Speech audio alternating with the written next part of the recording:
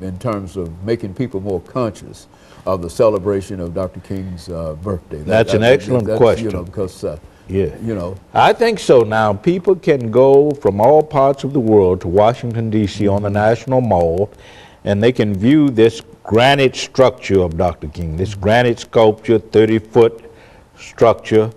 And I think it says a lot, because Dr. King is the only African American, a person of color, on that mall with a memorial. The only non-president. He's there with Thomas Jefferson, Abraham Lincoln, and Franklin Roosevelt. all right. So it says a lot to us about what we can achieve as a people, because I think it's not only about what Dr. King achieved, but it is about the collective achievement of a people. Very good. The monument, and I think that's one of my problems with the monument. I don't think it conveys that enough.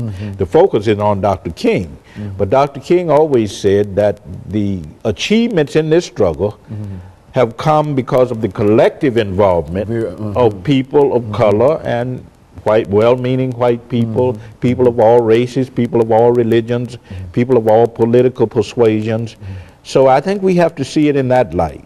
The monument is not only a sort of dedication to Dr. King and his involvement in the struggle and what he achieved, but I think it is about the collective achievement of a people, freedom-loving people who saw the need to bring America in line with her democratic creed, who saw the need to transform the world so that we could live in a world devoid of poverty, economic injustice, racism, and war. And considering where the people came from in 1865 after slavery, those are some high ideals and high expectations. Exactly. And those are indeed real accomplishments, Dr. Baldwin, while a lot of folks might not wish to recognize it, but to be able to come to leave as a freedman. Exactly. To leave slavery as a freedman, and then to eventually end up, as Dr. King ended up, to have one of us on the mall, as well as one of us sitting in the White House. Oh, man. I think that's enough encouragement in terms of people who might not be familiar with what has been achieved and who might wish to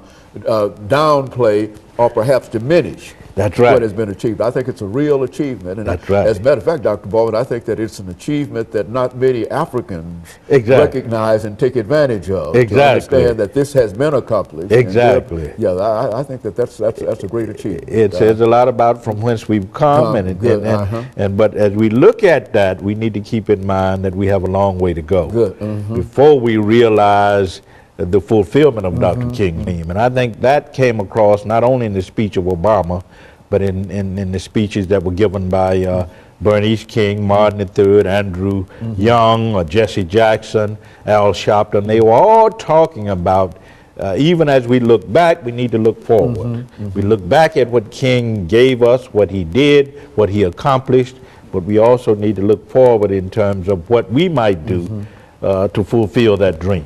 And I think that this will be aired certainly before the Dr. Martin Luther King birthday celebration, but what can we say about that? I mean, why is there such a non-participation of so many people in such an event as this? I think the problem is that people don't have a sense of what King was about or what the struggle was about. And that's true not only in the larger community, but in the African American community. I think we all need to work through our institutions, the churches, the schools, the family, to bring people to a greater sense of what this struggle was all about in the 1950s and 60s. And once people get a sense of what that struggle is all about, they'll understand better what the national holiday is all about. It's about not only celebrating what happened then, but also devoting ourselves to continuing Dr. King's unfinished work.